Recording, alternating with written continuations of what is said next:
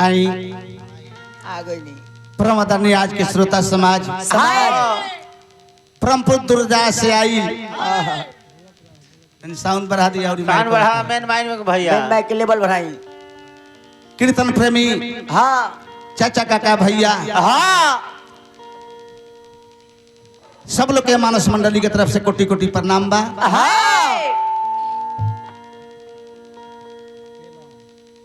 सबसे पहले भगवान से भीख मांगे कि जमुना पुरनिया के अंतिम संस्कार में हमने आइल बनी। हे प्रभु हाँ परम आदरणीय हमारे शिष्य लक्ष्मण यादव व्यास जी के बाबूजी के अंतिम संस्कार में हमने आइल बनी। भगवान वो आत्मा के शांति दी, वहाँ के स्वर्ग सिधारी लक्ष्मण झूला पर हरदम झूलत रही। आप तो निरवा टिंडा हो जाए, अरे खाड़ हो जाए तनी। अब आई एक दो गीत हमरो से सुनी दिखाओ मास्टर। दिखावा मास्टर।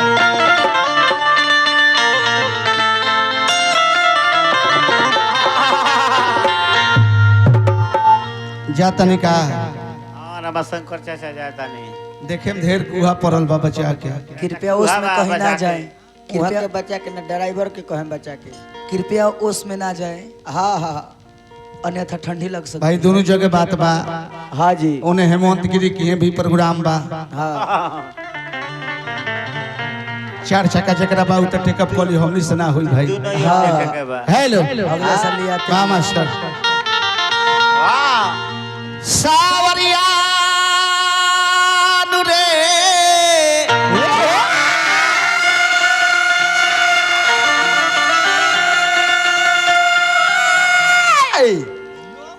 मोरे सावरिया रे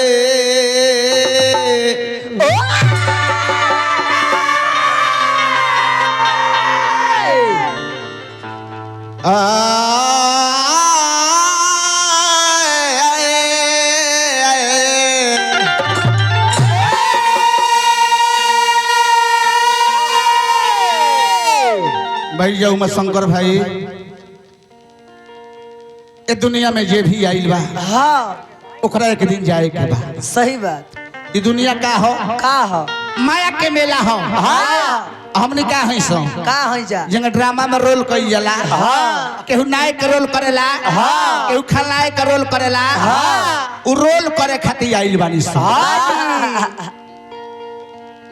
त खलनायक का रोल ना कर नायक का रोल हमने जे करे के चाही। हाँ सब भाई सुन जी चलिए हमारा बसंत बबुआ के गमछी से स्वागत भाई। जी गुरु चेला का बात हुआ। सुन गुरु चेला का बात बा भाई। हाँ जी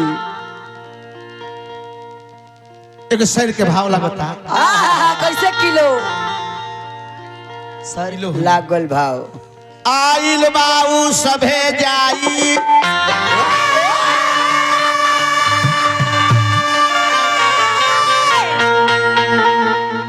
जब पूज जाई समैया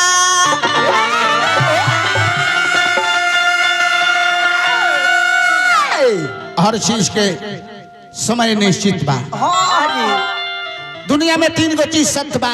हाँ भगवान के नाम, हाँ गणित, हाँ मृत्यु।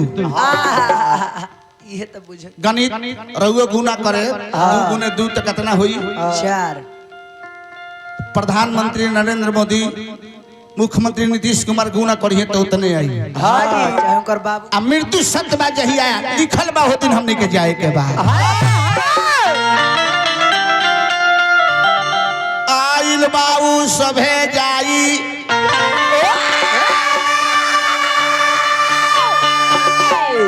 जब पूज जाई समैया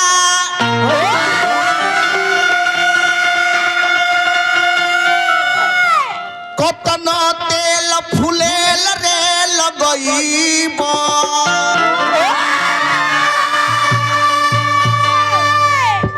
खइब दूध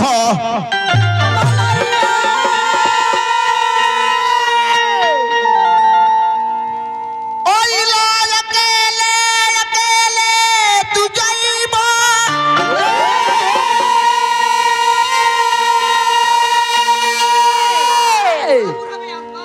रह बूढ़ा व्यास लगल कहे प्रयास कर के हमारी मन थोर कर दे ब्याह जी बानी अभी रीड चढ़ गई बा पहले ही का करबे हां केहू संग में न जाई कोई साथी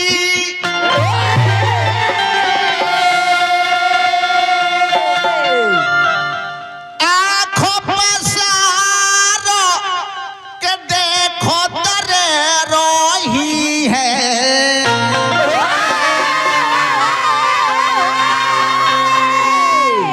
मात पिता सुत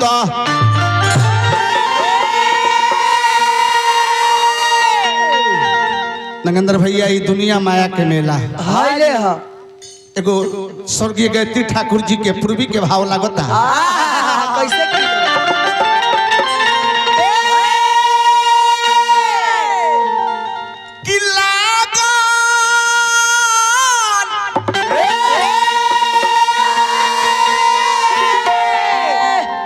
दुनिया के मेला रे देखनी क्या बात है अलगे से बैठ के गोड़ लगाओ है में मन लगी तनी तावला ना हो के धल तू अलगे एगो हां धरा लयदार लुकाइल बड़ मर्द आई मोगल जी अरे अचवार के सुपरस्टार बनी कहाँ से भुलाई रहनी दुनिया के मेला रे देखनी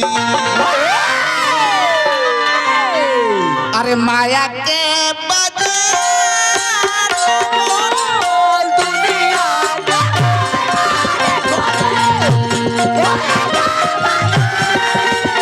लागल दुनिया के मेला देखनी माया के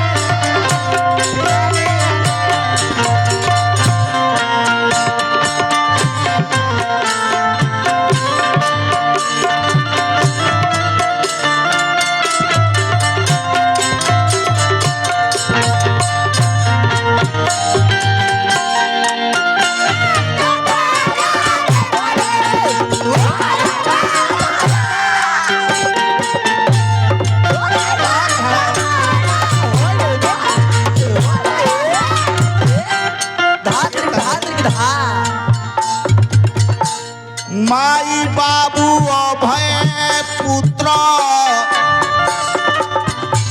शोभे हो सवारथ के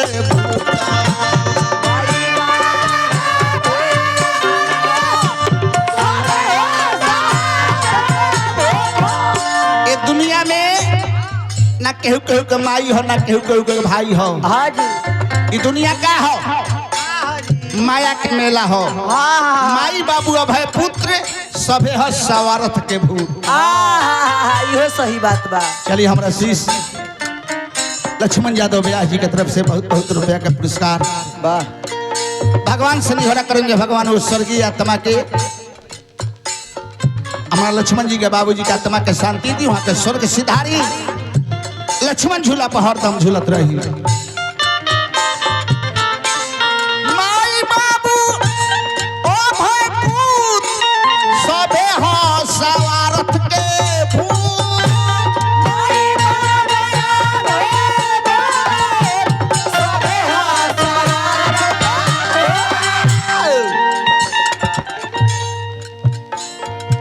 चलिए हमारा लक्ष्मण बबुआ के छोट भाई संजय बबुआ की तरफ से बहुत बहुत रुपया का पुरस्कार और बहुत बढ़िया लयदार भाई संगे हमनी के कदम से कदम मिला के चले वाला हमारा उमा शंकर भाई जेकरा आवाज के जेकरा झाल के जोर ना रहे माई बाबू अभय पुत्र सभे ह स्वार्थ के भूत सबे है सब आइबो जइबो बयो केला देखनी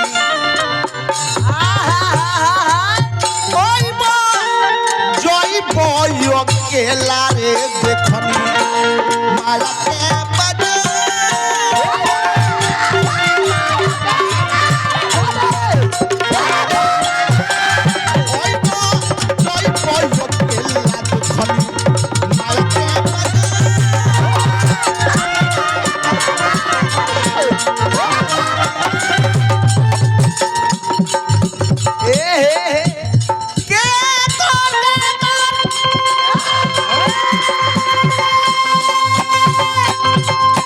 ठाकुर घराना ये भाई ये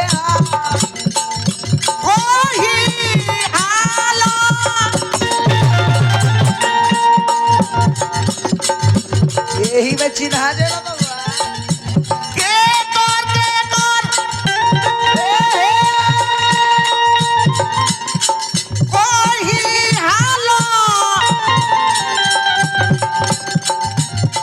कमरी और हले सौसे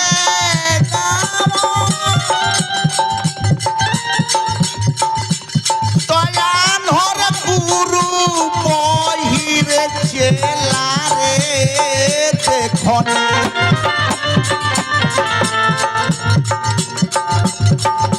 तयान हर गुरु बहिरे चेला देखनी माला के बजे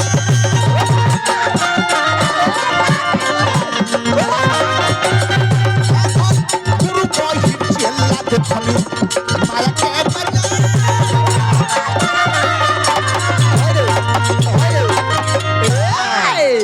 ठाकुर के ठाकुर घराना में रहो। हईली चेला के तरफ से चलिए हमारा मंजीत बबुआ बहुत सुंदर कलाकार हमारे शिष्य आज के उभरता कलाकार हजारों हजार रुपया का पुरस्कार क्या बात है भगवान संजीवरा करे मनोकामना पूरा करी वाह जाओ ना खजाना से पहलू खजाना कब खाली मत खो। खालियो नहीं अब एगो जलसा के अनुसार गीत नौकरी छूट जाई